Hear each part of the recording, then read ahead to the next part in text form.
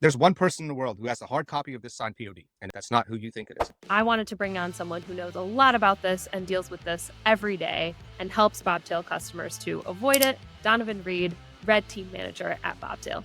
Thanks for joining us, Donovan. Hey, Caroline, thanks for having me. So walk me through that process. First of all, someone goes, gets a load somehow. Maybe they are a legitimate carrier with the FMCSA. They book that load, and then they are illegally rebrokering that load to another carrier. The original broker doesn't know anything about it, and they're rebrokering this load and finding another carrier to deliver it. Once that carrier delivers it, though, doesn't it say that which carrier delivered the load? That's part of the issue here. This is shipper and receiver included, right? We all know that they're there for unloading and loading a truck. It's not their job to care too much about what goes on in the back end. Hey, you pull up there, you give them a pickup number. All right, cool. Go ahead, back in the door, whatever. You back in, you get loaded, you pull off. They give you the BOLs. And yeah, that's where you can learn as a carrier. Look at the information that you're provided. Look at the POD. A lot of the times it will have a different broker's information and or a different carrier's name on it. So as a carrier, you can look at that POD that you're provided and you can see, if I got this load from Bob's brokerage, why is it telling me it belongs to TQL? Or why is there a different delivering carrier listed on this POD? When that happens, that's where you just need to take a step back. If I'm the carrier that actually delivered the load and I have the paperwork to prove it, if I don't know that it's a double brokered load, I'm just going to send on that paperwork to whoever I think is the broker, right? So they will turn around and they'll contact the real broker that they booked the freight with. Here, look, I delivered your load. Here's the signed POD. Right. And they're like, could you please quick pay me? That's the thing. They work with brokers that quick pay because they know a lot of carriers are forced to have factoring companies. So that invoice cycle, once it gets approved by your factor, it's going to sit there for 25, 30 days. Sometimes they don't even look at the paperwork until 25, 30 days in. And that's when they realize, hey, Bobtail, this isn't our load. It might say Total Quality Logistics, or it might say C.H. Robinson. But if you look further into it, the contact information doesn't belong to C.H. Robinson. The email doesn't match the email domain. The phone number is not a phone number associated with the brokerage, the actual brokerage. When you see a load on the load board, you would feel like there's no way that this is fake or this could be fraudulent because of where you're finding it. But unfortunately, these scammers are clever. They have figured out how to post loads as brokerages that they have zero affiliation with. And that's also why it's important for you to know your market trends, know where you're at, know how much you're expected to get paid per mile leaving a certain area.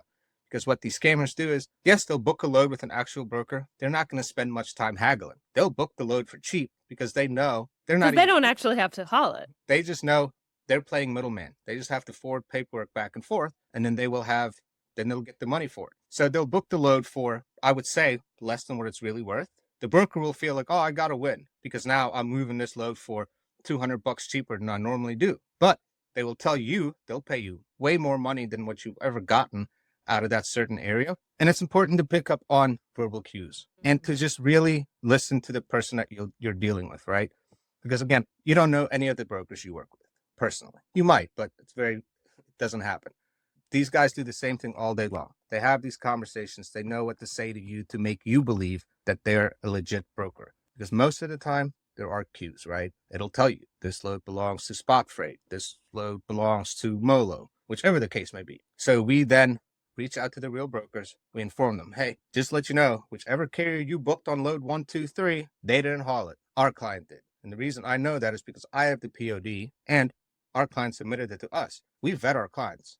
I know you're out there hauling real freight. So we then contact the real broker. Our first goal is to get payment placed on hold. Hey, do not pay whoever you have booked on this load because they didn't haul it. And they might not even pay the real carrier because there's two different ways that they do this. They will book the loads with the real brokers and sell it to you for a couple $100 cheaper. That way that they make some money, right?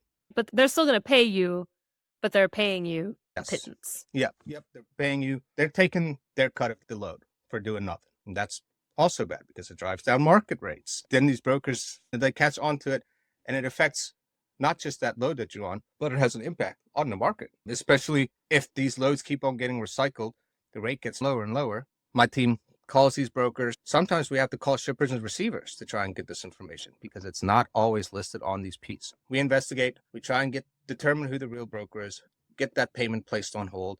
Let them know, hey, this is who hauled the freight. If you're not set up with them, do your vetting. Do what you do normally, but they're going to have to get your company set up so that they can provide you a rate confirmation from the actual product owner. Here's what can happen. If it's too good to be true, then they have no intention of actually paying you. So the reason that they can post it at such a high rate is because they're not actually going to pay you that money. They're going to take the actual rate from whoever they actually booked it as. And then if it's way too low, then they might have all the intention of paying you that really low rate, but they have illegally double brokered it to you to make a couple $100 on that one load. And they might do that a lot more. With scenario A, when they're offering you way too much money, those normally happen on rate con takeover situations, meaning that the person you're dealing with, he's going to tell you he works with a reputable broker. But in all reality, he doesn't. And we know rate confirmations are easy to get because you call a broker, you book a real load. Now you have this template of what it's supposed to look like. Then you can just go and they edit the information out to match it so that you don't contact the real person, the real brokerage. You deal with them thinking, this is my broker. I'm going to text him my PODs once I get done with this load. And that's their main goal. They want to make sure that paperwork comes to them and them only so that they can turn around and contact these real brokers to get paid. With the second scenario, these are legit brokerage MCs. It's money that they spent to build this brokerage, build this company, pay for everything that you need to pay for to have a real brokerage. So when you look them up on FMCSA, it'll They look show you, legit. look legit. Oh yeah, this company said they'll be on FMCSA. They'll have bonds. They'll have surety bonds. They might even have websites. So that it's a real entity. This is a real brokerage. You can find them. You can get information about them. But the thing that happens with those, they will do this. They'll make payments, especially if they slip through a factoring company. Because again, the real broker's information or other carrier information is not always listed on these PODs, right? So first look comes, okay, hey, this broker's been in business for 2 years. Hey, they got good credit, but that's the goal, right? They want to build good credit. They want to look like they're a reputable company because we see this happen way too often. Yes, they've paid in the past, but hey, good luck getting paid on these next 2 months worth of freight because they know, hey, look at this bankroll that I can build by not sending out a single dollar. All the real brokers are paying them, even though they were supposed to pay you $200 less than what they made. They'll build this bankroll, and then all of a sudden you'll realize this surety bond is canceling. Then they make all these carriers fight over $75,000 by making us filing bond for them not paying the invoices. And then they just restart it again with a different brokerage MC. Because unfortunately, again, FMCSA, when they get paperwork for applications and stuff, these scammers get through because they're smart. They know what they need to be able to create a legit broker. How could I even start to identify one of those situations? There will be hints on the paperwork. On the POD, you pull up to the shipper, you get loaded, they give you your product, they give you your paperwork. Have them look at it. Have them really look at it. Not just, oh, I got it, sit it down. I'll pull this out in 2 days when I make my delivery. If you're their dispatcher or if you're the owner of a company, hey, send me that paperwork. Let me look at it. Look for the name of the delivering carrier. If it's somebody that's not your company, pause. Big pause. Because as we all know, PODs, BOLs, that's your money. That is literally like cash in your hands. So if it's telling you that a different trucking company delivered this, picked this up and delivered it, or is going to deliver it because you just picked it up, pause. Like, why would it say that when I know my company's picking up? And this is where it causes issues on the back end as well when filing bonds. The bond companies will be like, how do I know you hauled this when it's telling me? Right. You totally weren't even different listed on the POD. And also use FMCSA. Definitely, if it's somebody you've never dealt with, pull up FMCSA.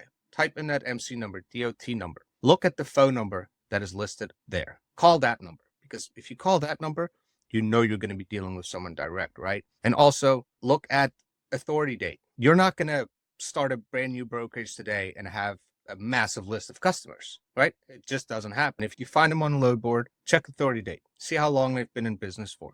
Do a quick Google review because a lot of the times this catches on, right? These companies, they don't do this forever with one MC because they do get caught. Right. Their surety bond does cancel. And then the thing is they just start back over again. So yeah, maybe you've gotten to the place where you're going to pick it up, but now you can look at the POD, you can see if anything is fishy on there. Once you're going to go and deliver it, maybe you get some weird, sketchy instruction at the last minute to drop it off at a different location. At that point, I would say pull into a rest area, try to figure this out, call. But hopefully you can get in touch with somebody at the real brokerage or or maybe even just at the shipper, hey, are you expecting this? So don't follow those sketchy instructions. Don't let anyone convince you to represent yourself as a different company of somebody you're not. That's the last line of defense, is on the spot figuring out that this is a sketchy load. What about booking loads on the load board?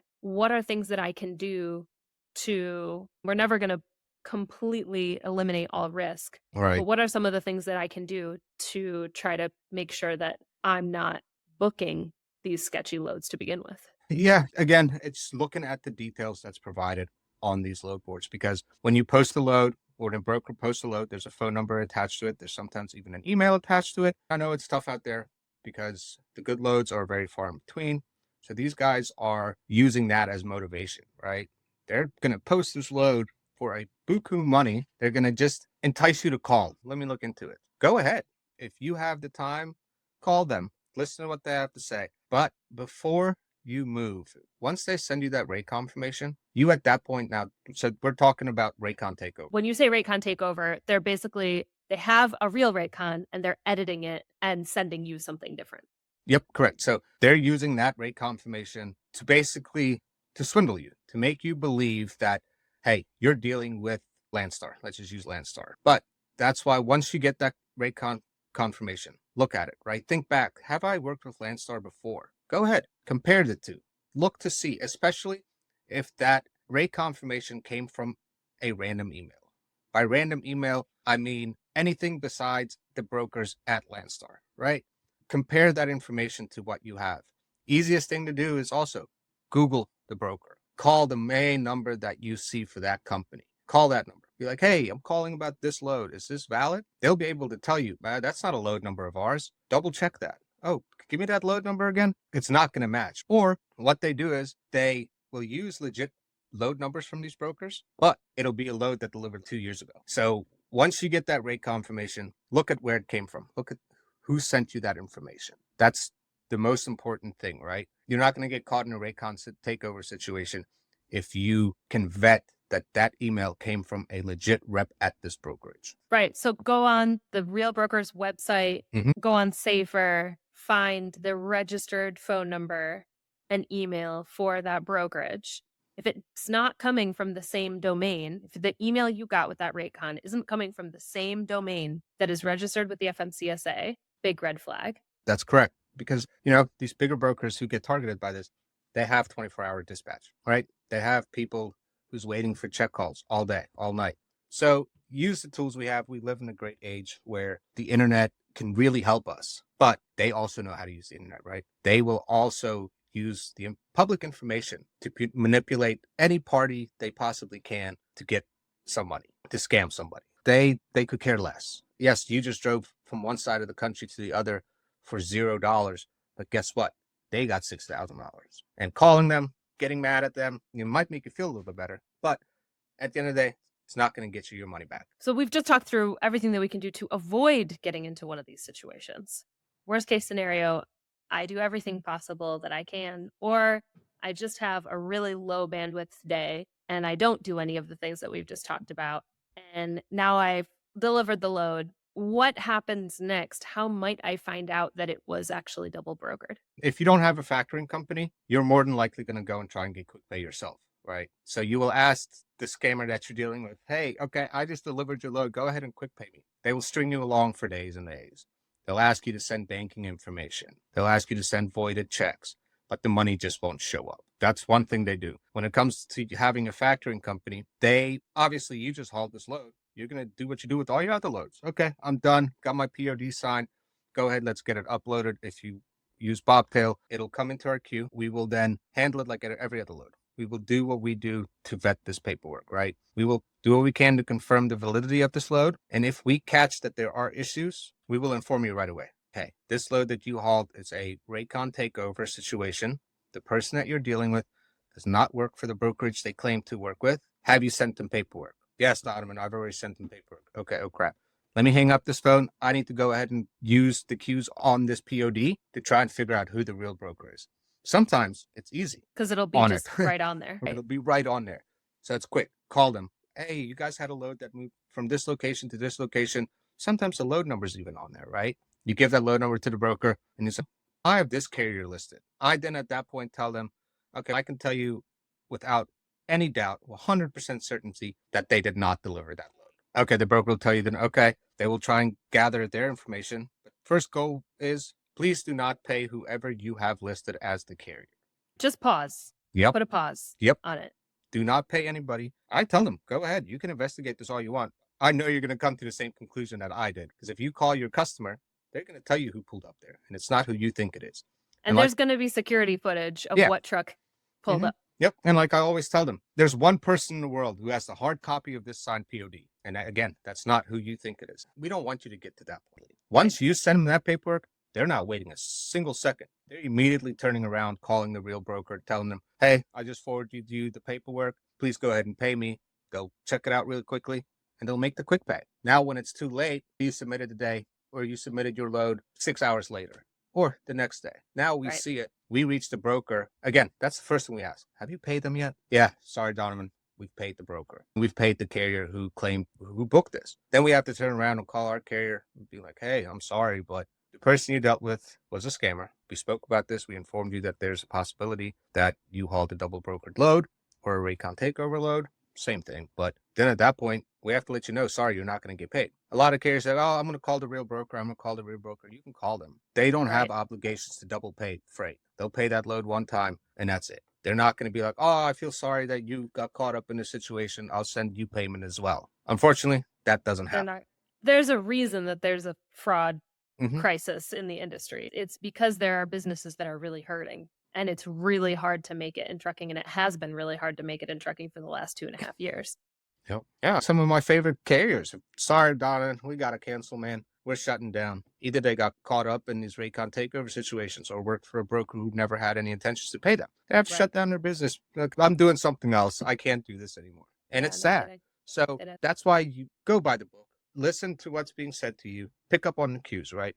Yeah. If they're trying to shortcut anything, do not fall for it. Thank you so much, Donovan. Be really careful out there. Nothing is worth more than your business's reputation, and nothing is worth more than your peace of mind and your livelihood and your well-being. We hope you like this video and that you subscribe to the channel so you never miss out on another episode. Thanks for having me, Caroline. Thanks, Donovan.